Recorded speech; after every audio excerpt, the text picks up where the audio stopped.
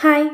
Sreenarayana Guru open university MA sociology first സെമസ്റ്ററിലെ fundamentals of social research എന്ന പേപ്പറാണ് നോക്കുന്നത്. ടോട്ടൽ 4 ബ്ലോക്സാണ് ഉള്ളത്. അതിൽ ഫസ്റ്റ് ബ്ലോക്കിൽ 3 യൂണിറ്റ്സുകളാണുള്ളത്. ഫസ്റ്റ് യൂണിറ്റാണ് ഇന്ന് നോക്കുന്നത്. ഫസ്റ്റ് യൂണിറ്റ് എന്ന് പറയുന്നത് ഹിസ്റ്റോറിക്കൽ ബാക്ക്ഗ്രൗണ്ട്. ഈ ഹിസ്റ്റോറിക്കൽ ബാക്ക്ഗ്രൗണ്ട് എന്ന് പറഞ്ഞ ടോപ്പിക്കിൽ നമുക്ക് വരുന്ന മെയിൻ ടോപ്പിക്സാണ് enlightenment, reason and science, ontology, epistemology and hermeneutics, Cartesian philosophy. Enlightenment means ജ്ഞാനോദയം. ജ്ഞാനോദയം എന്നറിയപ്പെടുന്ന ഈ യുഗം ആധുനിക ലോകത്തിൻ്റെ ഭൗതിക തുടക്കം കുറിക്കുന്നു. ഈ സമയം ഉണ്ടായിട്ടുള്ള ആശയങ്ങൾ ലോകമെമ്പാടും വ്യാപിക്കുകയും നിലവിലുള്ള പാരമ്പര്യങ്ങൾക്കും ഭരണരീതികൾക്കും വെല്ലുവിളികൾ സൃഷ്ടിക്കുകയും ചെയ്തു.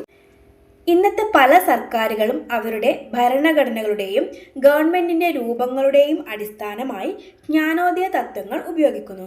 അതുപോലെ തന്നെ സ്ത്രീകൾക്കും എല്ലാ വർഗങ്ങളിലും വർണ്ണത്തിലുമുള്ള ആളുകൾക്കും വോട്ടവകാശം വ്യാപിപ്പിക്കുന്നത് ജ്ഞാനോദയത്തിൻ്റെ ഒരു സവിശേഷതയാണ്. കൂടാതെ സമത്വത്തെക്കുറിച്ചുള്ള ആശയങ്ങൾ ജ്ഞാനോദയം മുന്നോട്ട് വയ്ക്കുന്നു. ഉദാഹരണത്തിന്, വിദ്യാഭ്യാസം എന്നത് ഉയർന്ന വിഭാഗങ്ങൾക്ക് മാത്രമുള്ള ഒരു പദവിയാണെന്ന ആശയം അവസാനിപ്പിച്ചത്. ഇതാണ് എൻലൈറ്റ്മെൻറ്റിൻ്റെ ഐഡിയോളജി അഥവാ പ്രത്യയശാസ്ത്രം എന്ന് പറയുന്നത്. ചരിത്രകാരന്മാർ എൻലൈറ്റ്മെൻറ്റ് അഥവാ ജ്ഞാനോദയം എന്നതിനെപ്പറ്റി പറയുമ്പോൾ സാധാരണയായി 18-ാം നൂറ്റാണ്ടിലെ യൂറോപ്പിനെ പരാമർശിക്കുന്നു. ഈ കാലഘട്ടം കൂടുതൽ ഊന്നൽ നൽകുന്നത് സമൂഹം, ഭരണകൂടം, തത്വചിന്ത, സാമ്പത്തിക ശാസ്ത്രം, മതം എന്നിവയെക്കുറിച്ചാണ്. പുതിയ ആശയങ്ങളുടെയും സമീപനങ്ങളുടെയും മുന്നിൽ പഴയകാല സ്ഥാപനങ്ങളും പാരമ്പര്യങ്ങളും മാറാനും തകരാനും തുടങ്ങി. ഇതാണ് ഹിസ്റ്റോറിക്കൽ അണ്ടർസ്റ്റാൻഡിംഗ് അഥവാ ചരിത്രപരമായ ധാരണ. എത്തിമോളജി അഥവാ പദോൽപത്തി. എൻലൈറ്റ്മെൻറ്റ് അഥവാ ജ്ഞാനോദയം എന്ന പദം ആദ്യമായി ഉപയോഗിച്ചത് ജർമ്മൻ തത്വചിന്തകനായ ഇമാനുവൽ കാൻ്റാണ്. കാൻ്റ് പറഞ്ഞത് ജ്ഞാനോദയത്തിന് ആവശ്യമായതെല്ലാം സ്വാതന്ത്ര്യമാണ് എന്നാണ്. അതായത് എല്ലാ കാര്യങ്ങളിലും മനുഷ്യൻ തൻ്റെ യുക്തിപരമായി ഉപയോഗിക്കാനുള്ള സ്വാതന്ത്ര്യം, അല്ലെങ്കിൽ ഒരു വ്യക്തി ലളിതമായി ചിന്തിക്കുന്നതിനു പകരം സ്വതന്ത്രമായി ചിന്തിക്കുക. ഇതാണ് കാൻ്റ് പറഞ്ഞിട്ടുള്ളത്. നെക്സ്റ്റ് വരുന്നതാണ് development and rule of newton. അതായത് 16-17 നൂറ്റാണ്ടിൽ ശാസ്ത്ര വിപ്ലവമായിരുന്നു എൻലൈറ്റ്മെൻറ്റിൻ്റെ വികാസത്തിലെ ഏറ്റവും പ്രധാനപ്പെട്ട ഘടകം. മുൻകാല ശാസ്ത്ര ചിന്തകർ ചെയ്തതുപോലെ എല്ലാ ശാസ്ത്ര ഗവേഷണങ്ങളും സ്വന്തം ചിന്തയെയും യുക്തിയെയും ആശ്രയിക്കുന്നതിനു പകരം നിരീക്ഷണത്തെയും പരീക്ഷണത്തെയും ആശ്രയിക്കണമെന്ന് ബേക്കൺ എന്ന ചിന്തകൻ വിശ്വസിച്ചു. ഇദ്ദേഹത്തിൻ്റെ ആശയങ്ങൾ മുൻകാല ശാസ്ത്രജ്ഞർ പ്രയോഗത്തിൽ വരുത്തിയിട്ടുണ്ടെങ്കിലും ശാസ്ത്രീയ രീതിയുമായി കൂടുതൽ ബന്ധപ്പെട്ടിരിക്കുന്ന ശാസ്ത്രജ്ഞൻ സർ ഐസക് ന്യൂട്ടൺ ആണ്. ഗണിതം, ഭൗതികശാസ്ത്രം, ഒപ്റ്റിക്സ് തുടങ്ങിയ മേഖലകളിൽ ന്യൂട്ടൺ നിരവധി വിപ്ലവകരമായ കണ്ടെത്തലുകൾ നടത്തി. ന്യൂട്ടൻ്റെ നേട്ടങ്ങൾ എൻലൈറ്റ്മെൻറ്റിന് പ്രചോദനമായിട്ടുണ്ട്. നെക്സ്റ്റ് വരുന്നതാണ് importance of reasons and empiricism. അതായത് യുക്തിയുടെ പ്രാധാന്യവും അനുഭവവാദവും. മധ്യകാല നവോത്ഥാന കാലഘട്ടത്തിലെ മഹാന്മാർ വളരെയധികം നേട്ടങ്ങൾ കൈവരിച്ചിട്ടുണ്ടെങ്കിലും മതം, പാരമ്പര്യം, അന്ധവിശ്വാസം എന്നിവയിൽ അവർ അമിതമായി പെട്ടുകിടക്കുകയാണെന്ന് പല ജ്ഞാനോദയ ചിന്തകരും കരുതി. വിശ്വാസത്തേക്കാൾ നിരീക്ഷണം, യുക്തി എന്നിവയെ അടിസ്ഥാനമാക്കി നിഗമനത്തിലെത്താൻ ചിന്തകർ ശ്രമിച്ചു. ആത്മീയതയിലും മതത്തിലും കാര്യങ്ങൾ കേന്ദ്രീകരിക്കുന്നതിനു പകരം പ്രകൃതിയിലും സമൂഹത്തിൻ്റെ പ്രവർത്തനങ്ങളിലും ശ്രദ്ധ കേന്ദ്രീകരിച്ചു. ഇത് സമൂഹശാസ്ത്രങ്ങളുടെ വികസനത്തിലേക്ക് നയിച്ചു.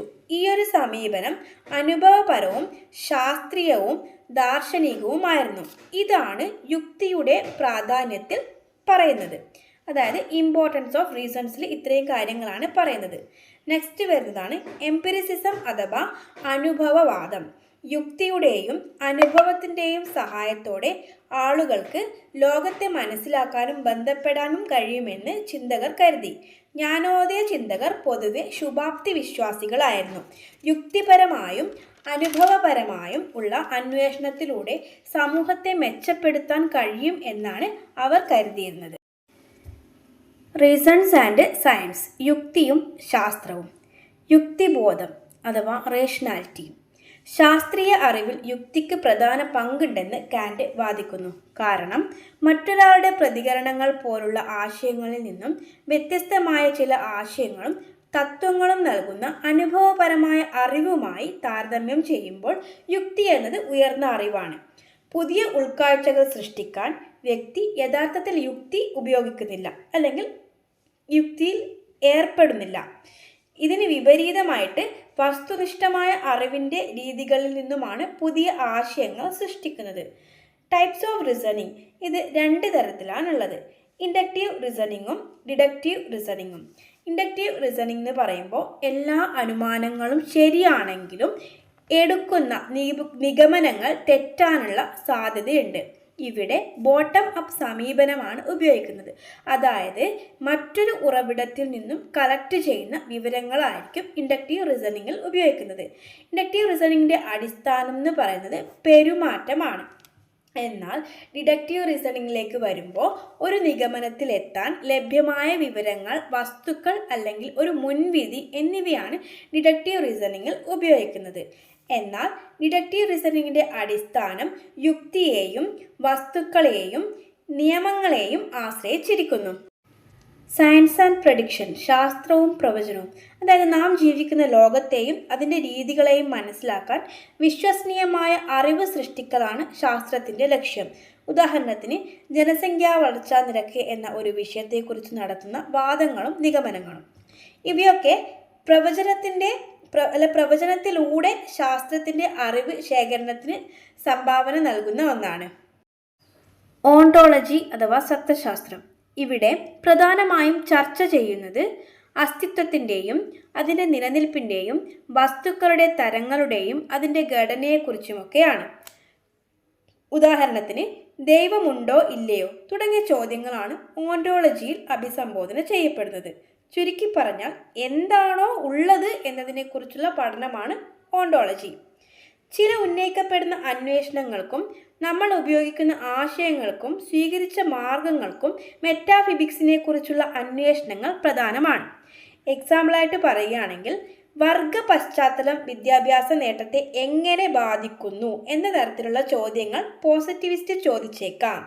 അതേസമയം വർഗം വിദ്യാഭ്യാസ നേട്ടത്തെ സ്വാധീനിക്കുന്നുവെന്ന് വാദിക്കാൻ ഏത് തരത്തിലുള്ള വിശദീകരണമാണ് മുന്നോട്ട് വെച്ചത് എന്നുള്ള വിരുദ്ധമായ ചോദ്യവും പോസിറ്റിവിസ്റ്റ് ചോദിക്കാം.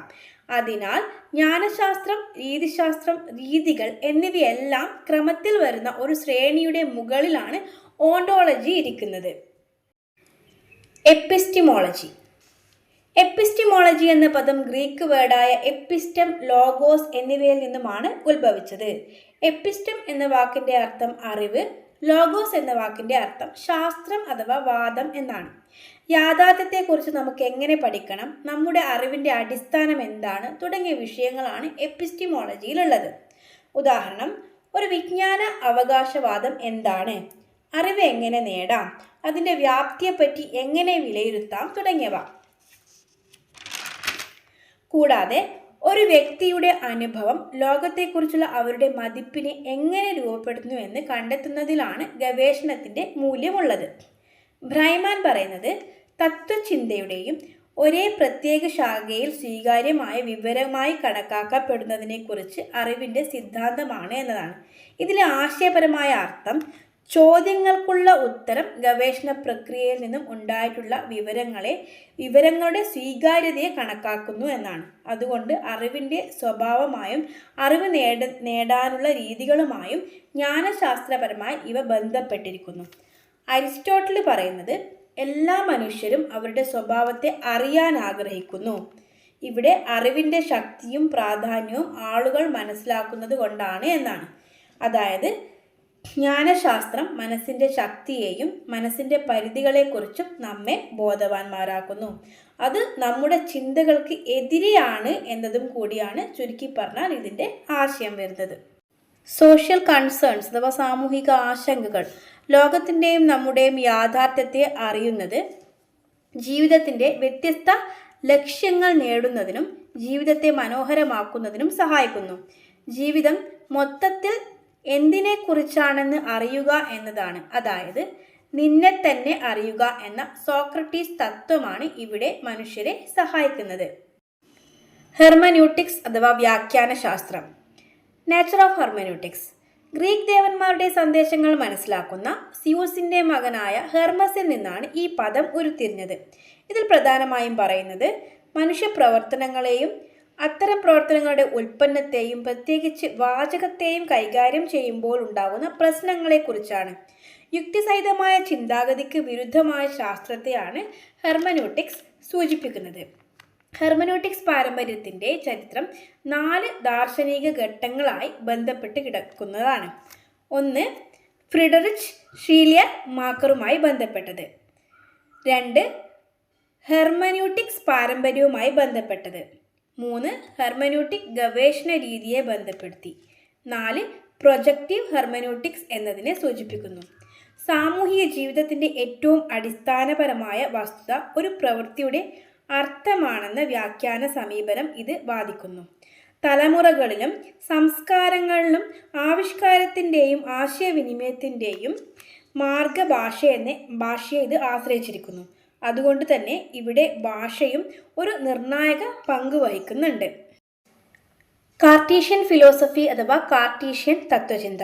1956 മധ്യ ഫ്രാൻസിലെ ലാഹായിൽ റെനെ ഡെസ്കാർട്ട് ജനിച്ചു. അദ്ദേഹം കൂടുതൽ ശ്രദ്ധ കൊടുത്തത് ഗണിതശാസ്ത്രത്തിനും തത്വചിന്തയ്ക്കുമായിരുന്നു. യുക്തിയുടെ ഉപയോഗത്തിലൂടെ ദാർശനിക സത്യം നേടുക എന്നതായിരുന്നു ഡെസ്കാർട്ടിൻ്റെ ലക്ഷ്യം. അറിവ് ആരംഭിക്കുന്നത് ആശയങ്ങളിൽ നിന്നും തത്വങ്ങളിൽ നിന്നും ആണെന്ന് ഡെസ്കാർട്ട് വിശ്വസിച്ചു. തത്വചിന്തകൾക്ക് പുതിയ അടിത്തറ പാകാൻ അദ്ദേഹം ഇതിലൂടെ ശ്രമിച്ചു. കൂടുതൽ വ്യവസ്ഥാപിതമായ സമീപനം സൃഷ്ടിക്കാൻ ഗണിതശാസ്ത്ര രീതി തത്വചിന്തയിൽ പ്രയോഗിക്കുക എന്നതായിരുന്നു അദ്ദേഹത്തിൻ്റെ ലക്ഷ്യം. അദ്ദേഹം അതിനായി മുന്നോട്ട് വച്ച 2 രീതികളാണ് അവബോധവും കഴിവും. അദ്ദേഹം എല്ലാത്തിനെയും ചോദ്യം ചെയ്യുകയും ചെറിയ സംശയം പോലും ഉണ്ടെങ്കിൽ അത് തെറ്റാണെന്ന് കാണിക്കുകയും ചെയ്തു. ഡെസ്കാർട്ടിൻ്റെ ആദ്യ സിദ്ധാന്തത്തിന് കാര്യമായ പ്രത്യാഘാതങ്ങളുണ്ട്. ഞാൻ കരുതുന്നു, അതിനാൽ ഞാനുണ്ട് എന്നതിനർത്ഥം നിലനിൽപ്പ് മറ്റെന്തിനേക്കാളും പ്രധാനമാണ് എന്നതാണ്. ഡെസ്കാർട്ടിൻ്റെ അടിസ്ഥാന ലക്ഷ്യം യുക്തിയിലൂടെ ദാർശനിക സത്യം നേടുക എന്നതായിരുന്നു. പക്ഷെ ഓരോന്നും സ്വയം വ്യക്തവും ഉറപ്പുള്ളതും ആയിരിക്കണം. ജ്യാമിതി പോലെ ഉറപ്പുള്ളതും അക്ഷയവുമായ തുടരുന്ന അവബോധത്തിൻ്റെ കഴിവിൻ്റെയും അടിസ്ഥാനത്തിൽ ഒരു തത്വചിന്താ സംവിധാനം നിർമ്മിക്കുക എന്നത് ആയിരുന്നു ഡെസ്കാർട്ടിൻ്റെ ലക്ഷ്യം.